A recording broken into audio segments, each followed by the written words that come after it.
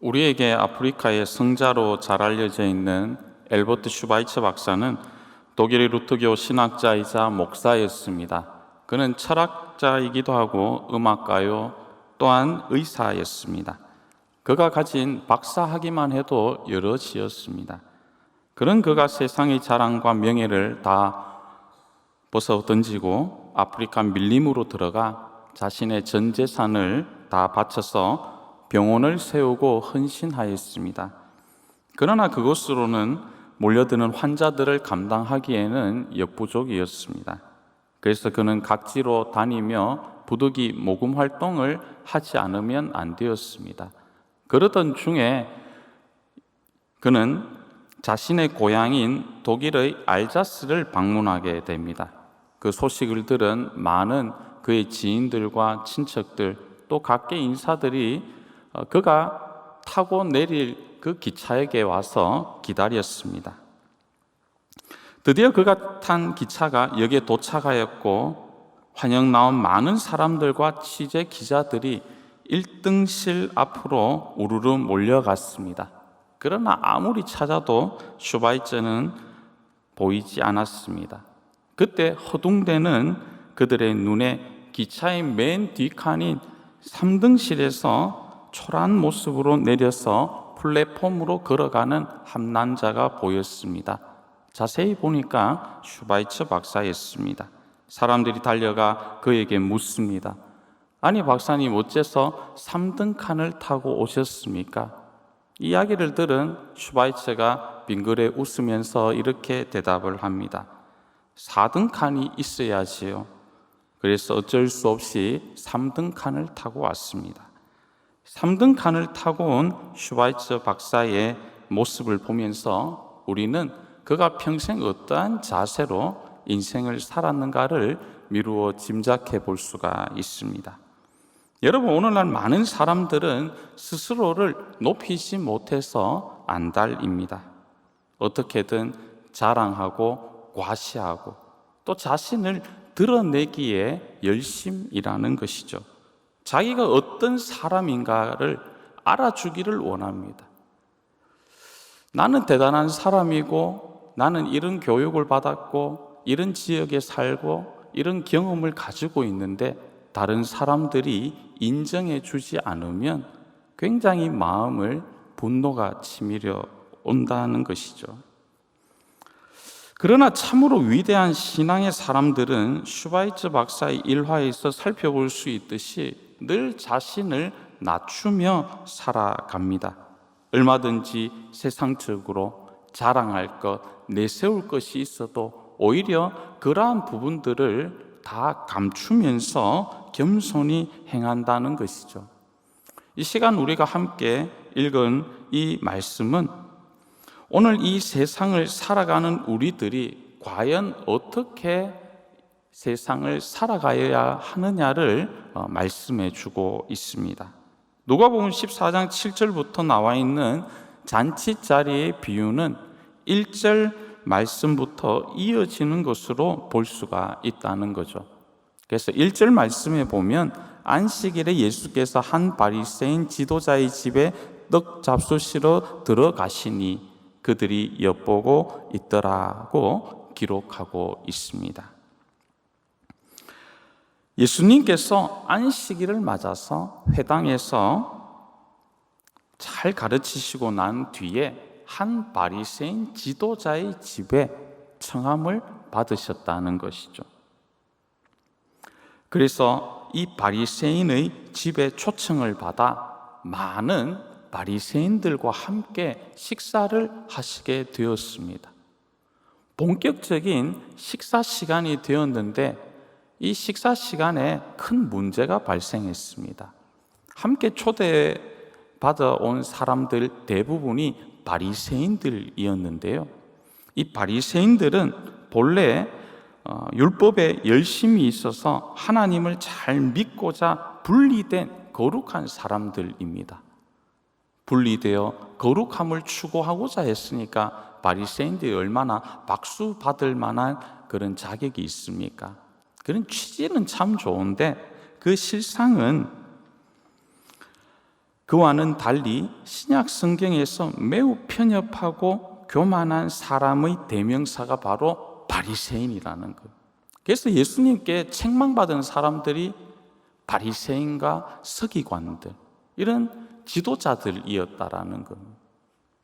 바리새인이 그 거룩함을 추구하고자 하는 열망대로 몸과 마음을 낮추면서 겸손히 행하였더라면 오히려 예수님께 칭찬을 받았을 텐데, 그 삶의 실상은 그와는 정반대였다라는 겁니다. 많은 바리새인들이 모여 있으니까 그들의 최우선 관심사는 어느 자리에 앉느냐였습니다. 당시 연회장에 마련된 식탁은 상하 구별이 있어서 높은 위치에 있는 사람들이 앉게 되는 식탁과 일반 사람들이 앉는 식탁이 구분되어 있었다는 겁니다. 이처럼 앉는 곳에도 그 신분의 높고 낮음에 따라 그 좌석의 높고 낮음도 배열되었기 때문에 이들은 집에 들어가기가 무섭게 누가 높은 자리에 앉을 것인가, 누가 높으냐가 초미의 관심사였다는 겁니다. 그러자 아주 보기 민망한 장면이 연출됩니다. 아무래도 좀 낮은 자리에 앉아야 할 사람이 먼저 와서는 앉으면 안 되는 높은 자리에 떡하니 버티고 앉아 있었던 것 같습니다. 그런데 이후에 높은 사람이 왔을 때 이 주인이 당황하는 겁니다. 저 위에 자리에 앉아야 되는데 저 자리에 낮은 사람이 앉아 있으니까, 그래서 이 높은 사람을 앉히기 위해서 그에게 가서 미안하지만 저 아래 자리로 좀 옮겨 주십시오. 그래서 차츰차츰 이렇게 밀려서 끝자리로 가는 것이죠. 이런 모습을 보면서 얼마나 부끄러웠겠습니까? 여러분 혹시 이런 경험 없으십니까? 결혼식이나 아주 중요한 행사장에 일찍 가서 그날따라 헤드 테이블에 표시가 없는 겁니다.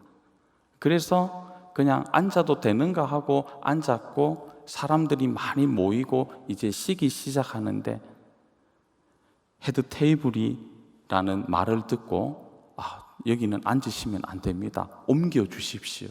그래서 옮겨갔을 때 사람들이 다 자기를 주목하고 그럴 때 참 민망하지 않습니까? 저는 그런 경험이 있거든요. 그게 너무 부끄러웠습니다.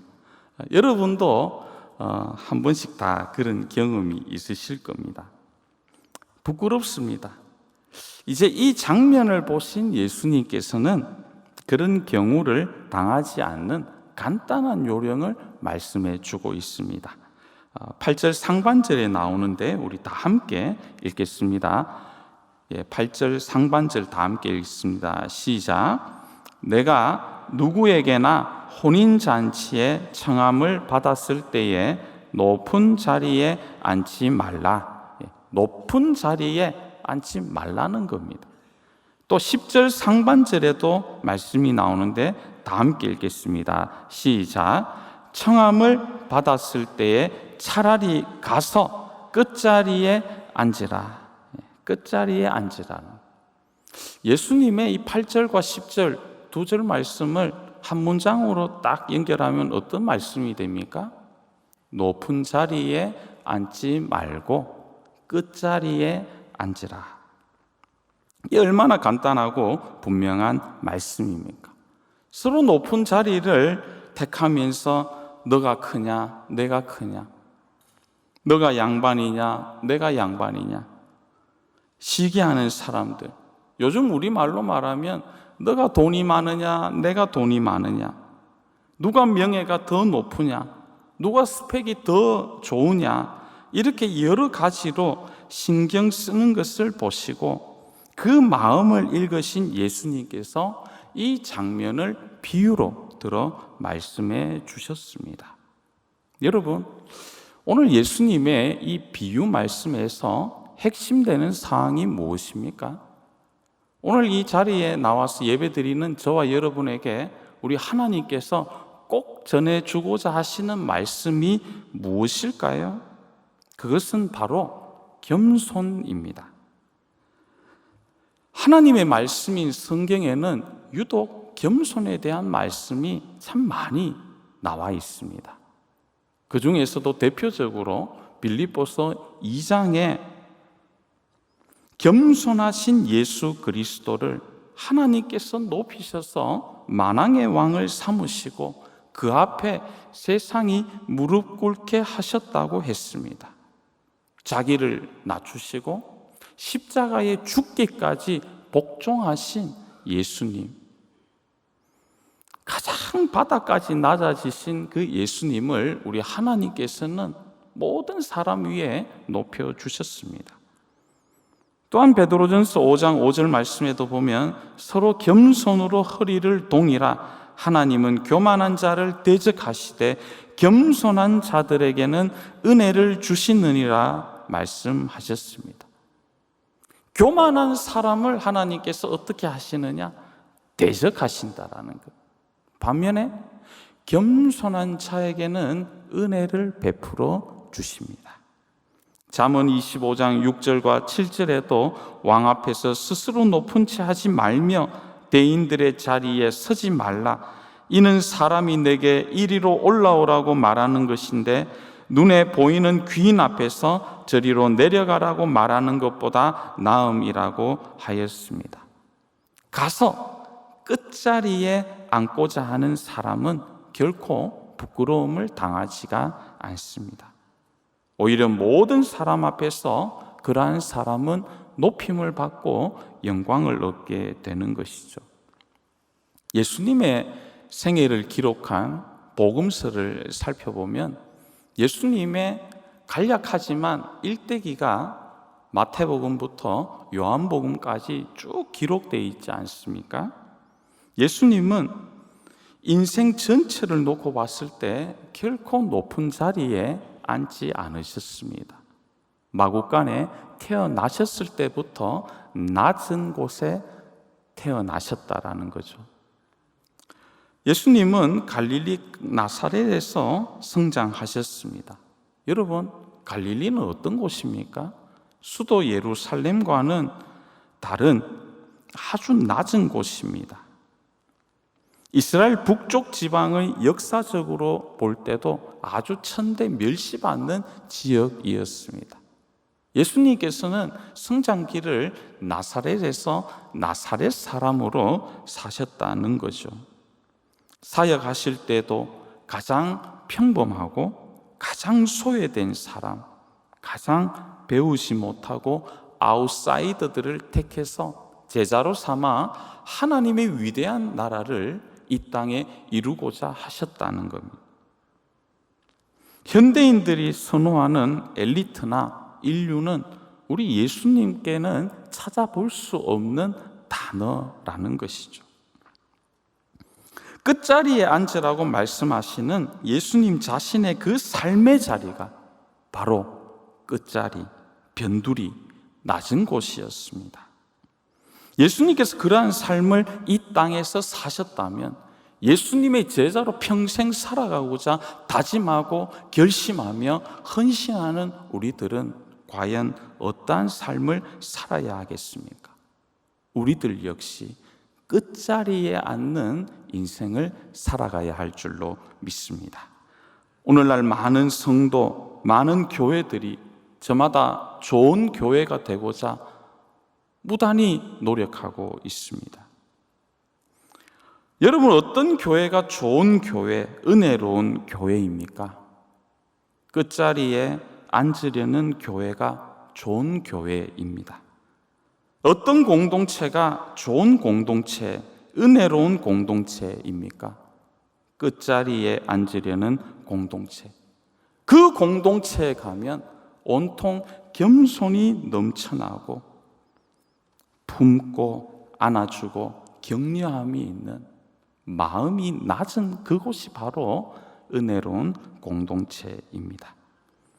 예수님도 평생 몸을 낮추셨는데 너무 우리도 모르게, 나도 모르게 너무 마음이 높아져 생활하고 있지는 않습니까? 이 시간 깊이 생각해 보아야 하겠습니다. 가서 끝자리에 앉으라는 주님의 말씀을 늘 우리 마음판에 새기며 하루하루를 살아갈 수 있는 저와 여러분 되실 수 있기를 바라겠습니다. 오늘 설교 말씀 여러분이 끝자리에 앉으라는 말씀을 들으시고 내일 이른 아침 예배부터 모두 다 끝자리에 앉으시면 안 됩니다. 이걸 또 문자 그대로 또 받아들이셔서 그런 의미가 아니죠. 몸과 마음을 낮춰서 우리 예수님께서 십자가 지시고 또 낮은 사람으로 낮은 자들의 벗이 되어서 살아가신 것처럼 그리스도의 몸된 우리들도, 우리 교회도 그러한 예수님의 삶을 쫓아나가야 한다는 것이죠. 하나님께서는 끝자리에 앉는 사람을 귀하게 들어 쓰십니다. 본문 11절 말씀이 너무나 귀한데요, 우리 다 함께 본문 11절 말씀을 함께 읽겠습니다. 시작. 무릇 자기를 높이는 자는 낮아지고 자기를 낮추는 자는 높아지리라. 아멘. 성경을 읽어보면 무릇 자기를 높이는 사람은 하나같이 역사의 뒤안길로 소리 소문 없이 사라지는 것을 보게 됩니다. 대표적으로 사울을 들 수 있지 않습니까? 사울이 처음 사무엘서에 등장했을 때는 왕으로 택함 받았다는 사무엘 선지자 이야기를 들었을 때 진보딸이 예전 성경에는 행구 뒤에 숨어서 부끄러워서 내가 뭐 그리 대단한 사람입니까 하면서 숨어 있을 정도로 겸손했습니다. 그러나 그가 왕이 되고 난 뒤에는 너무나 마음이 높아져서 교만함으로 결국 하나님의 말씀에 불순종하고 버림받는 안타까운 그런 삶을 살았지 않습니까? 다윗의 아들 압살롬도 자기를 높이다 보니 결국에는 반역을 일으켜서 나라를 혼란하게 만들고 마지막에는 나무에 달려 죽게 되었습니다.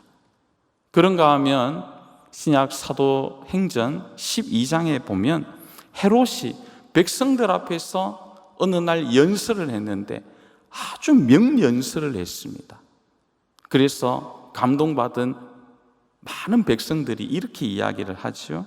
이것은 신의 소리요 사람의 소리가 아니로다. 막 환호하니까 이 환호하는 분위기에 헤롯이 심취하여서 그만 그 영광을 하나님께 올려드리지 않고 벌을 받아 결국 벌레에 먹혀 죽었습니다. 자기를 높이면 낮아지게 됩니다.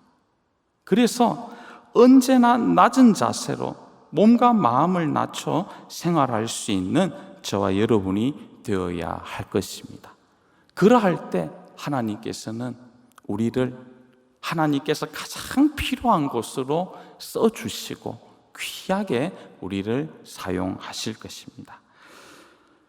리더십 전문가 김의식 씨가 쓴 바보처럼 공부하고 천재처럼 꿈꿔라에 보면 반기문 전 유엔 사무총장의 학창시절부터 외교가가 되기까지의 이런저런 많은 에피소드가 소개되어 있습니다. 그 중에서도 제가 그 책을 읽으면서 가장 인상 깊게 다가왔던 것은 반기문 이 사무총장님의 차관 시절 때였습니다. 31년 이상의 외교가로서의 외길 인생을 살아오던 그는 항상 충성을 다하며 성실하게 자신의 일을 감당했습니다. 러시아와 우리나라의 외교 협정에서 그러나 어떤 일이 너무나 갑작스럽게 발생하게 되어서 그 문제를 수습하는 과정에 누군가는 책임을 져야 했는데 사실 반기문 총장에게는 그 일에 대한 그런 책임질 사실 이유는 없었습니다. 자기 잘못이 아니었기 때문에. 그러나 대의를 위해서, 나라를 위해서 그는 결국 억울하지만 차관 자리에서 책임을 지고 내려오게 됩니다. 그렇게 처량하게 지내고 있던 어느 날이었습니다. 이 공백기 중에 참 힘든 시간을 지날 때 그는 외교부 장관으로부터 함께 일하자는 제안을 받게 됩니다. 그 당시 외교부 장관은 외교부 장관직을 겸하면서 유엔 총회의 의장직을 겸하여 이 더블 잡을 가지고 있기 때문에 유엔 총회에서 비서실장으로 일할 수 있는 사람을 물색했는데 이 반기문 총장에게 이제 연락을 하게 된 겁니다. 근데 문제가 딱 하나 발생을 했습니다. 이 문제가 뭐냐 하면 이 비서실장의 직함이 국장급이어서 그 직급을 보면 차관 자리에서 한참을 내려가야 한다라는 겁니다. 이 위계 질서가 아주 이렇게 촘촘한 관료 사회에서 참 언뜻 받아들이기가 쉽지가 않은 제안이라는 겁니다. 여러분이라면 어떻게 하시겠습니까? 이전을 생각하고 나의 화려했던 과거를 생각하면 감히 맡을 수가 없는 자리죠. 그러나 그는 이 자리를 맡아서 유엔 총회에서 일을 하게 됩니다. 정말 열심히 그 직함을 감당을 하는 겁니다. 그때 그런데 놀라운 일들이 발생하게 되는데요. 그 당시 해외 외교관들, 이 사람들과 함께 일하면서 막 시간을 몇 년 동안 이제 보내게 되는데, 이후에 어떤 일이 있느냐 하면 여러분 궁금하십니까? 예, 저만 궁금합니까 지금? 예, 몇 년 후에 어떤 일이 있었냐 하면 반기문 총장님이 이제 외교부 장관 때 유엔의 사무총장에 이제 도전하게 되죠. 그때 여러 후보들이 있었는데 참 여러 나라에서 막 정부에서 다 지원하고 하니까 만만치 않은 겁니다.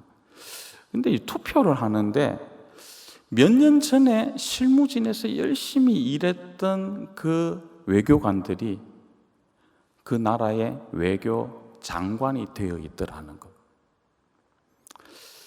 저는 이 에피소드를 읽으면서 참 많은 것을 생각하게 되었습니다.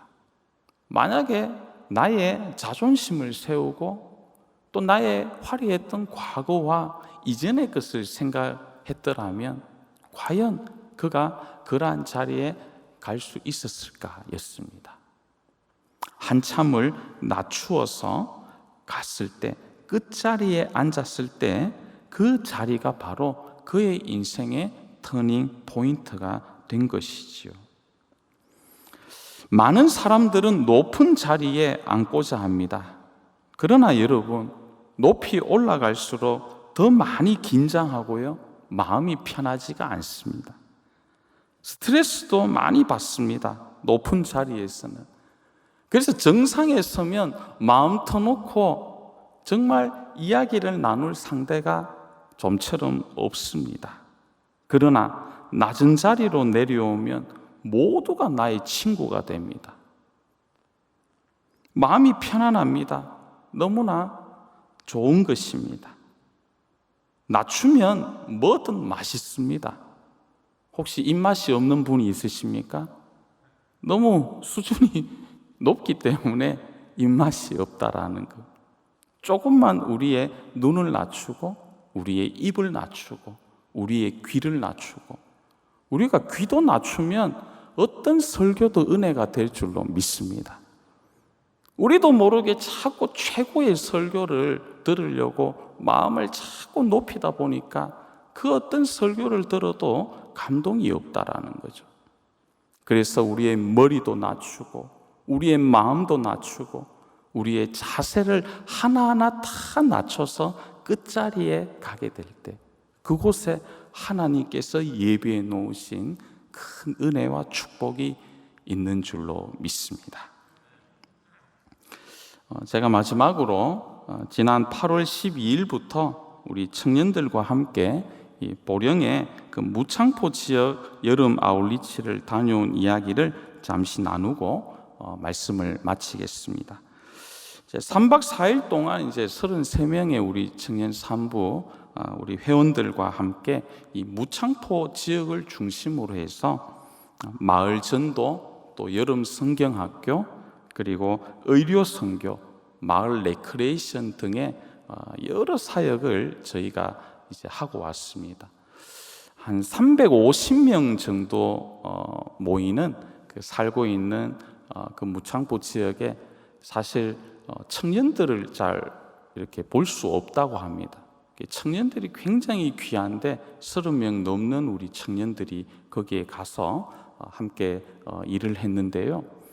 특히 주일날에는 가장 많은 사역을 했습니다. 20명 정도 모이는 교회 성도님들과 저희 청년들이 함께 모여서 예배 드리니까 그 작은 본당에 꽉 차는 겁니다. 그래서 목사님께서 정말 열정적으로 말씀을 선포하시고 또 찬양을 인도하시고 그 예배를 드리면서 우리 모든 회원들은 마음에 큰 은혜와 하나님의 임재하심을 경험할 수가 있었습니다. 교회 학교 이제 아이들과 함께 여름 성경학교를 하는데 첫날에는 아이들이 3명이 왔는데 주일날에는 2명이 왔습니다. 근데 제가 이제 이 2명의 아이들 앞에서 여름 성경학교 이제 설교를 하는 겁니다.